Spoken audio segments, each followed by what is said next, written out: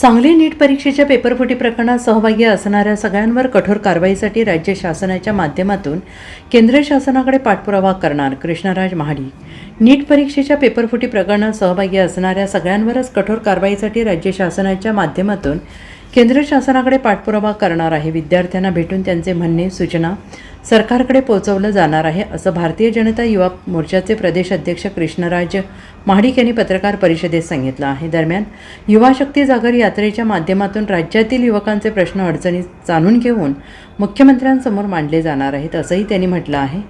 भारतीय जनता युवा मोर्चातर्फे युवा शक्ती जागर यात्रा सुरू आहे। कोकणचा दौरा पूर्ण करून या यात्रेचे आगमन शनिवारी सांगलीत झाले आहे।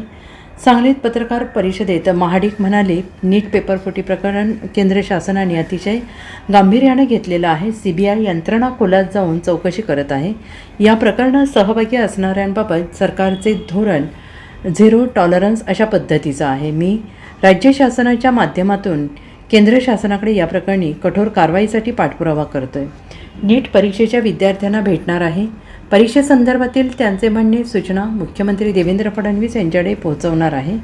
महाडिक यांनी म्हटले की भारतीय जनता युवा मोर्चाच्या युवा शक्ती जागर यात्रेची सुरुवात मुंबईत दिनांक 21 एप्रिल रोजी मुख्यमंत्री देवेंद्र फडणवीस, प्रदेश अध्यक्ष रवींद्र चव्हाण तसेच मंत्री आमदार खासदार यांच्या उपस्थितीत झाली आहे। युवकांच्या प्रश्नांवर भाजप अतिशय गंभीरपणे लक्ष देत असल्याचा संदेश यातून सगळीकडे गेलेला आहे। या यात्रेला युवकांचा चांगला प्रतिसाद मिळतो आहे।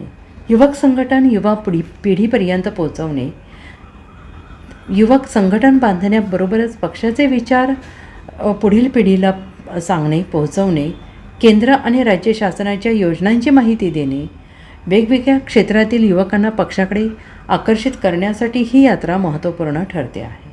विद्यार्थी युवकांचे प्रश्न, क्रीडा आणि खेळाडूंचे प्रश्न, तंत्रज्ञान आदीसह सर्वच क्षेत्रातील युवकांसाठी काम करायचे आहे। बेरोजगारी, कौशल्य विकास, स्टार्टअप, प्रशिक्षण, डिजिटल संधी, सामाजिक नेतृत्व अशा विविध विषयांवर युवकांशी थेट संवाद साधण्यात येत आहे।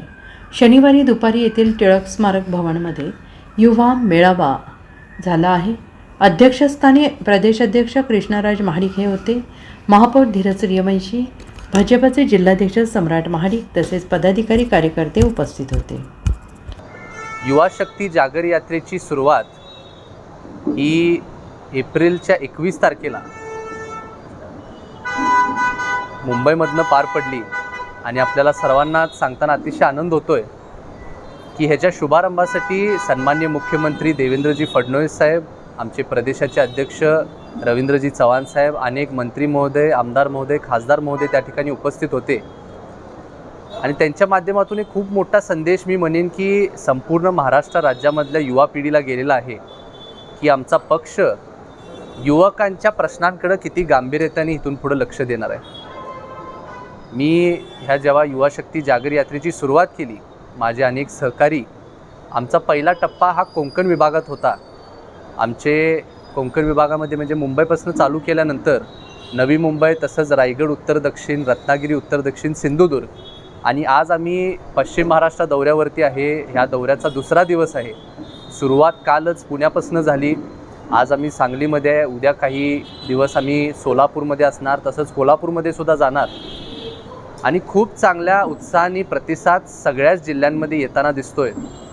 आम्ही हा प्रवास करताना सुद्धा फक्त एक युवकांचं संघटन बांधणं हे तर प्राधान्याने, परंतु आमच्या पक्षाचा विचार संपूर्ण युवा पिढीमध्ये पोचवणं, त्याचबरोबर केंद्र शासनाचे, राज्य शासनाची योजना ज्या असतील त्या युवा पिढीपर्यंत पोचणं आणि आम्ही सुद्धा भारतीय जनता पार्टी म्हणून तर त्यांच्या सर्व कार्यक्रमामध्ये आम्ही सक्रिय असतोच, परंतु युवा मोर्चा म्हणून वेगवेगळ्या घटकांमध्ये काम करणारे, वेगवेगळ्या क्षेत्रामध्ये काम करणारे जी युवा पिढी आहे त्यांना आकर्षित करण्यासाठी विद्यार्थ्यांचे प्रश्न असतील, रोजगाराचे प्रश्न असतील, क्रीडा खेळाडूंचे प्रश्न असतील, त्याचबरोबर तंत्रज्ञान क्षेत्र आज मोठ्या वेगाने वाढताना आपल्याला दिसतं, त्या सर्वच विषयांमधल्या युवकांसाठी आम्हाला काम करायचं आहे आणि एकत्रित ह्या जागर यात्रेच्या माध्यमातून ते होईल अशी मला खात्री आहे। मी आज सांगलीमध्ये खरं तर ह्या जागर यात्रेनिमित्त आलो आहे आणि इथंसुद्धा फार मोठ्या संख्येमध्ये युवक युवती उपस्थित आहेत।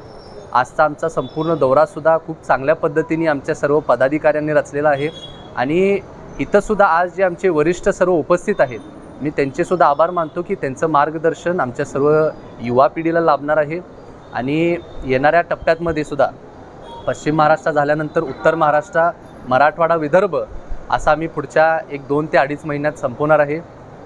आपण सर्वच जण इथं उपस्थित असल्याबद्दल आपल्या सर्वांचे आभार मानतो. आम्ही आजच ताई आवाहन केलेलं आहे, तुमच्या माध्यमातून सुद्धा करतो. काल जी प्रेस कॉन्फरन्स झाली त्याच्या माध्यमातून आपल्याला समजलं की रिएक्झामिनेशन ही 21 जूनला आता परत होती आहे. त्यामध्ये सर्वात महत्त्वाची गोष्ट म्हणजे कुठलीही वेगळी फीज ह्या रिएक्झामिनेशनसाठी घेतली जाणार नाही आहे. 15 मिनिट एक्स्ट्रा या संपूर्ण एक्झामिनेशनसाठी दिले जाणार आहेत. विद्यार्थ्यांना त्यांच्या परिसरामधले जे एक्झामिनेशन सेंटर आहे ते त्यांना प्राधान्याने, म्हणजे त्यांचं जे प्रेफरन्स असेल ते त्यांना चूज करायला मिळणार आहे. आणि एकंदरीत कालच्या प्रेस कॉन्फरन्समध्ये असं सुद्धा सांगितलं गेलं की 0 टॉलरन्स, म्हणजे ह्या संपूर्ण लिकेजेसमध्ये जे काही लोक सहभागी होते त्यांच्यावरती कठोरातली कठोर कारवाई केली जाईल. मी स्वतः राज्य शासनाच्या माध्यमातून केंद्र शासनाबरोबर ह्या गोष्टीचा पाठपुरावा करतो आहे.